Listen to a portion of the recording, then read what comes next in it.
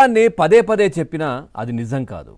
కానీ ఎంతో కొంతమంది నమ్ముతారన్నది వైసీపీ పాలసీ. వాళ్ళు చేసేటటువంటి పనులు కూడా అట్లాగే ఉంటాయి. అందుకే నిజం కాదని తెలిసిన బురద చల్లడం వాళ్ళైతే మానరు. ఆ రోత పత్రికలు కావచ్చు, పేటీఎం బ్యాచ్ కావచ్చు.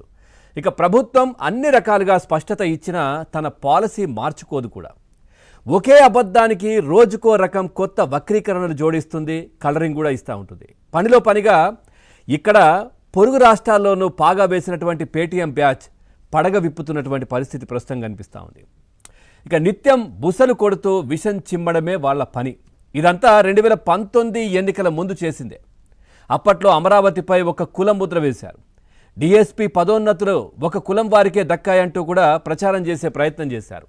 కులాల మధ్య చిచ్చు పెట్టేందుకు నానా రచ్చ చేసింది వైసీపీ పేటీఎం బ్యాచ్. తప్పుడు ప్రచారంతో అధికారంలోకి వచ్చినటువంటి సందర్భం అప్పుడు చూసాం. ఇప్పుడు పవర్ పోగానే, అంటే వాళ్ళకు ఉన్నటువంటి అధికారం పోగానే మళ్ళీ పాత పాలసీ బయటకు తీశారు. ఉపాధ్యాయ నియామక పరీక్షల్లో అక్రమాలు జరిగాయంటూ రోజుకో ఆరోపణ చేస్తున్నటువంటి పరిస్థితి. అధినాయకత్వం దగ్గర నుంచి, అంటే జగన్మోహన్ రెడ్డి గారి దగ్గర నుంచి కింద ఉన్నటువంటి కార్యకర్త వరకు ఇదే పని పెట్టుకున్నారు ఇప్పుడు. ఇక అధికారులే మీడియా ముందుకు వచ్చి ప్రతి ఆరోపణకు సమాధానం ఇవ్వడంతో పాటు ఆ ఆరోపణలకు సంబంధించినటువంటి అభ్యర్థుల విషయంలో ఏం జరిగిందో వివరణ కూడా ఇవ్వడంతో అసలు విషయం ప్రజలకు అర్థమైపోయింది. కానీ చివరికి వైసీపీ మళ్ళీ కులం కార్డు బయటకు తీస్తూ ఉంది.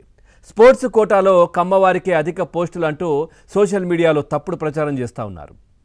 దీనిపై ప్రభుత్వం క్షణాల్లో స్పందించింది. ఈ కేటగిరీలో ఏ కులం నుంచి ఎంతమంది ఉద్యోగాలకు ఎంపికయ్యారో కూడా లెక్కలతో సహా క్లారిటీ ఇచ్చింది.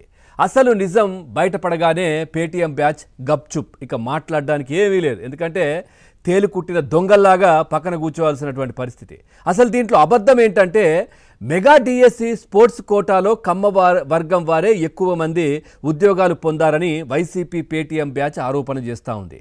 ఇది అబద్ధం. అసలు వాస్తవం ఏంటంటే మెగా డిఎస్సిలో స్పోర్ట్స్ కోటా ఓపెన్ కేటగిరీ కింద 42 పోస్టులు భర్తీ చేశారు. ఇక ఉద్యోగాలు పొందిన వారిలో కాపులు దాదాపుగా 16 మందే ఉన్నారు. అట్లాగే రెడ్లు 10 మంది ఉన్నారు. కమ్మ వాళ్ళు 9 మంది, వైశ్యులు 2, క్షత్రియులు 2, బ్రాహ్మణులు 2, ముస్లింలు 1 ఉన్నారు. ఇక కమ్మే అభ్యర్థుల కంటే కాపులు, ఆ తర్వాత రెడ్లు ఎక్కువ మంది ఉద్యోగాలకు ఎంపికయ్యారు. మరి ఇవన్నీ ఆ పేటీఎం బ్యాచ్కి కావచ్చు, ఈ పార్టీ వైసీపీ పార్టీ అధినాయకత్వానికి అర్థం కావట్లేదా? సో ఇదంతా కూడా కులాలు ప్రాంతాలు అనే భేదం లేకుండా అందరికీ సమన్యాయం చేస్తున్న కూటమి ప్రభుత్వం పైన ఎందుకు ఇంత కక్షగట్టడం, ఎందుకు ఈ విధంగా మాట్లాడుతున్నారనే చర్చ ఇంకోవైపు నడుస్తూ ఉంది. ఇది నిజంగా ప్రజలకు అర్థమైంది, కానీ వాళ్ళకి ఎందుకు అర్థం కావట్లేదో మరి తెలియట్లేదు. సో ఈ అంశానికి సంబంధించి మనం చర్చలోకి వెళ్దాం. చర్చలో పాల్గొంటున్నారు టీడీపీ పార్టీ